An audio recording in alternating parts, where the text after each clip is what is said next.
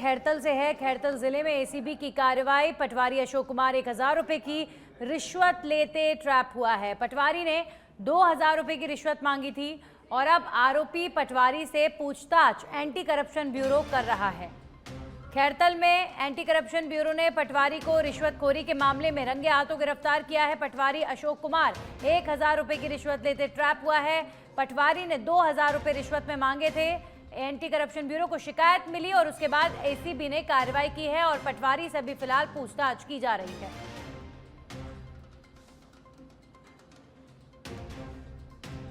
पटवारी अशोक कुमार 1000 रुपए की रिश्वत लेते ट्रैप हुआ। खैरथल का यह मामला।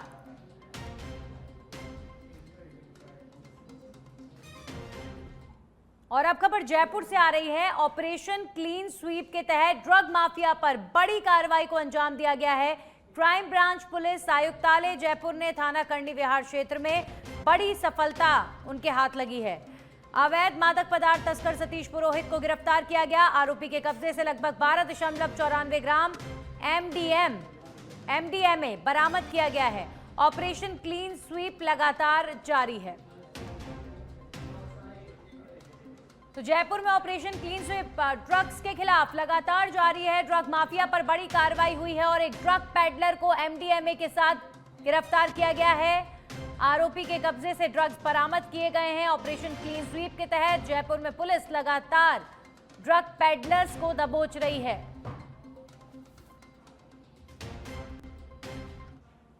वहीं उदयपुर शहर के धान मंडी थाना क्षेत्र स्थित तीज का चौक इलाके में एक सब्जी विक्रेता पर समुदाय विशेष के युवकों ने धारदार हथियार से जानलेवा हमला कर दिया और अब यह मामला तूल पकड़ता जा रहा है।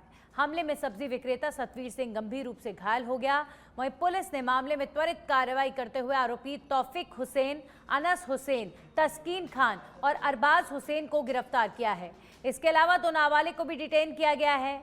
वारदात में शामिल मुख्य आरोपी अभी फरार चल रहा है। आपको बता दें कि सतवीर सिंह रोजाना की तरह तीज का चौक पर सब्जी का ठेला लगाता था।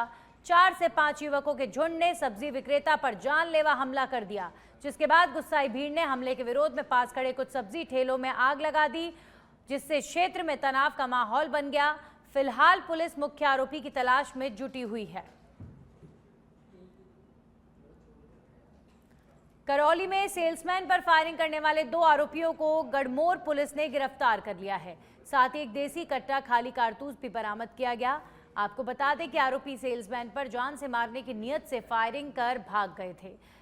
अब पुलिस फिलहाल आरोपियों की तलाश में जुटी हुई है। अलवर जिले के सूर्यनगर स्थित बालिका अल्पसंख्यक छात्रावास में छात्राओं को जबरन बाहर निकालने की धमकी दिए जाने का मामला सामने आया है।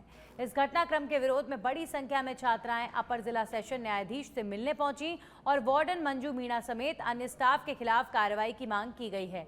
छात्राओं ने आरोप लगाया है कि छात्रावास की वार्डन मंजू मीणा द्वारा उन्हें छात्रावास खाली करने का दबाव बनाया जा रहा है।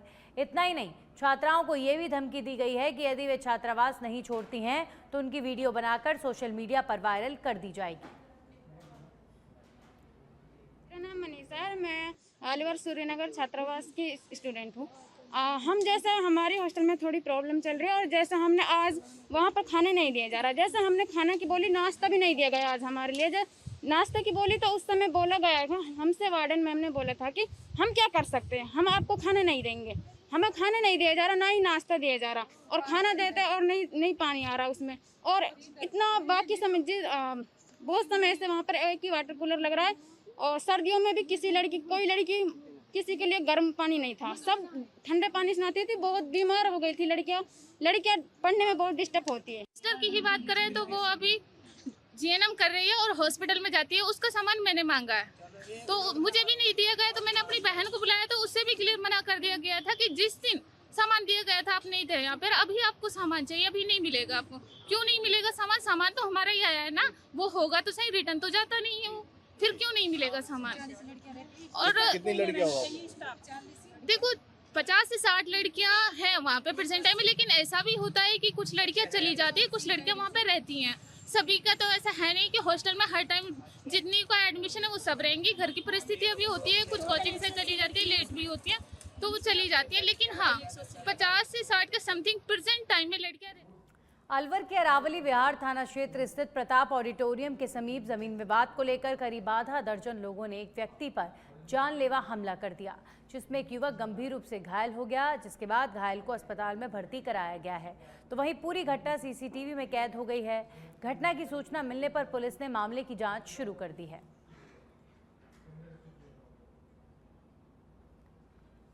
हनुमानगढ़ जंक्शन में संगरिया रोड स्थित दुकानदारों ने सड़क का निर्माण कार्य शुरू नहीं होने पर दुकानदारों ने दुकानें बंद कर सब्जी मंडी के सामने सड़क के बीचों बीच टेंट लगाकर चक्का जाम कर दिया। साथ ही प्रशासन के खिलाफ जमकर नारेबाजी की गई। तो वहीं चक्का जाम की सूचना मिलते ही प्रशासनिक अधिकारी और पुलिस मौके पर पहुंची और दुकानदारों से समझाइश की गई। जहां नगर परिषद प्रशासक एडीएम की ओर से सड़क का निर्माण कार्य शुरू करने का आश्वासन देने पर दुकानदार माने और धरना और जाम हटाया गया। तो भगत सिंह चौक से ले सुन्ना फाटक का जो रोड है, उसके जो सीवरेज के कारण लोगों को समस्या हो रही है पिछले काफी टाइम से, और बार बार जो प्रशासन का आश्वासन मिलने के बावजूद भी ये सड़क नहीं बनी। इस संबंध में पूरे बाजार ने धरना लगाया। उसमें सूचना मिलने पे मैं यहाँ आया। यहाँ हमारे मनीष जी मक्का सर, सचिन जी कौशिक पहले बैठे थे और भी काफी लोग साथी बैठे थे। तो आज उसमें प्रशासन से सकारात्मक बात हुई और उनसे हमें पूरा पक्का आश्वासन मिला कि 25 दिन के अंदर अंदर जो बका पार्ट है भगत से लेके करनी उठन तक वो रोड ये इसको रोड कंप्लीट देंगे बना के। पर हम लोगों ने 15 दिन का समय दिया और उस पर मॉनिटरिंग करते रहेंगे कि 15 दिन में नहीं बनी, और हमारा प्रयास ये रहेगा कि 15 दिन के अंदर अंदर। काफी समय से हनुमानगढ़ शहर जो है इन सीवरेज की जो पाइपें डल रही है इनकी वजह से पूरा शहर त्रस्त हुआ बैठा है। हमने देखा है कि काफी 2 साल से ये जो तक ज्वाला सिंह वाली जो रोड है, संगरिया वाली रोड है, इसको उखाड़ के फेंक रखा है रोड को, और उसके बाद में शिवराज की पाइपें नहीं चल रही है, सड़क का काम नहीं हो रहा है। जब भी हमारी कोई मीटिंग होती है उस मीटिंग के अंदर एक नया अधिकारी, नया चेहरा हमारे आगे बैठता है, और ना तो किसी को बात की यहाँ पे किसी की बात में पकड़ है कि जिसने कहा वो काम पूरा हो जाए। आज हम उम्मीद करते हैं कि सभी जनप्रतिनिधि आपका यहाँ पे जो दुकान भाइयों के साथ हम बैठे हैं और प्रश्न देता है कि इस काम को जल्दी जल्दी शुरू किया जाए, क्योंकि इन लोगों का अपने पहले होली का त्योहार है, हम सभी का त्योहार सारा दिया क्योंकि दुकानें पर काम हुआ। राजस्थान स्टेट ओपन स्कूल वरदान है उन विद्यार्थियों के लिए जिनकी पढ़ाई बीच में ही रह जाती है। ऐसे विद्यार्थी कक्षा 10वीं और कक्षा 12वीं ओपन स्कूल से घर बैठे पढ़ाई करके पास करते हैं। साल 2005 में स्थापित इस स्कूल के द्वारा पिछले बीते वर्षों में परीक्षाएं तो हुई, लेकिन कुछ खास नवाचार नहीं हुए हैं। लेकिन जैसे ही भजनलाल सरकार बनी और शिक्षा मंत्री का जिम्मा मदन दिलावर को दिया गया, उन्होंने इस ओपन स्कूल में नए नवाचार शुरू किए हैं। पहले जहां 543 संदर्भ केंद्र होते थे, अब उनकी संख्या बढ़ाकर 983 कर दी गई है। परीक्षा में पारदर्शिता बनाए रखने के प्रयास भी जारी हैं और अब एक और नया प्रयोग करते हुए पहले जहां कॉपी जांचने के लिए शिक्षक को ओपन स्कूल कार्यालय आना पड़ता था, अब उन्हें अभी हो रही स्ट्रीम 1 की परीक्षा की कॉपी डिजिटल तरीके से जांचने के लिए दी जा रही है। स्टेट ओपन स्कूल में जहां अनाथ, घुमंतु, दिव्यांग और बालिकाओं को फीस में 100% छूट दी जाती है, वहीं ई कंटेंट के माध्यम से पढ़ाई करने पर अब 40% की छूट दी जा रही है। इसके साथ ही फॉर्म भरने से लेकर मार्कशीट जारी करने की सारी प्रक्रिया ऑनलाइन होने लग गई है। जरूरत इस बात की है कि सरकार के द्वारा यहां और संसाधन उपलब्ध करवा दिए जाएंगे तो ये देश का सर्वश्रेष्ठ ओपन स्कूल होगा। स्ट्रीम 1 में पहली बार जो आंसर स्क्रिप्ट्स प्राप्त हो रही हैं उनको स्कैन करके ऑनलाइन इवैल्यूएशन किया जाएगा। यह पूरी प्रक्रिया इसलिए की गई है ताकि कॉपी की सीक्रेसी मेंटेन रहे, जो एग्ज़ाम का रिज़ल्ट है उसको जल्दी प्रिपेयर किया जा सके, और साथ ही न केवल जयपुर और आसपास के टीचर्स जो हर बार कॉपी इवैल्यूएट करने आते थे, बल्कि पूरे प्रदेश के सभी टीचर्स को आंसर स्क्रिप्ट्स इवैल्यूएट करने का मौका मिल सके। इन सभी उद्देश्यों को देखते हुए राजस्थान स्टेट ओपन स्कूल में पहली बार स्ट्रीम 1 की कॉपीज़ ऑनलाइन स्कैन करके चेक की जाएंगी। काम प्रॉपरली चल रहा है। हमारी जो कॉपीज़ रिसीव हो रही हैं वो नियमित रूप से स्कैन हो रही हैं, और न केवल स्कैनिंग बल्कि जो इवैल्यूएटर्स हैं उनकी हाइब्रिड मोड में ऑफलाइन और ऑनलाइन ट्रेनिंग की गई है, और इवैल्यूएटर्स ने कॉपी चेक करना शुरू कर दिया है। हमें जितनी कॉपीज़ प्राप्त हुई हैं लगभग उसका 12 से 15% कॉपीज़ चेक हो गई है। तो मुझे उम्मीद है कि इस बार हम समय से पहले राजस्थान स्टेट ओपन स्कूल के बोर्ड का सीकर जिले के अजीतगढ़ क्षेत्र में प्रदूषण की गंभीर शिकायतों के बाद आखिरकार राजस्थान राज्य प्रदूषण नियंत्रण बोर्ड की team Ajitgarh agro biotech factory के निरीक्षण करने पहुंची। फैक्ट्री द्वारा खुले में अपशिष्ट पदार्थ फेंकने और आसपास के खेतों में जैविक कचरा डालने की शिकायत लंबे समय से उठती रही है, लेकिन इस बार जब टीम मौके पर पहुंची तो निरीक्षण से ज्यादा एक दिखावे की कार्रवाई की गई। प्रदूषण नियंत्रण विभाग के सीनियर साइंटिस्ट पवन शर्मा और जेईएन अविनाश मौके पर पहुंचे, लेकिन हैरानी की बात यह रही कि इनके पास प्रदूषण मापने के लिए कोई यंत्र मौजूद नहीं था। जब अधिकारी बिना किसी उपकरण के निरीक्षण करने पहुंचे तो सवाल उठना लाजमी है कि वे जांच करने आए थे या सिर्फ औपचारिकता निभाई गई।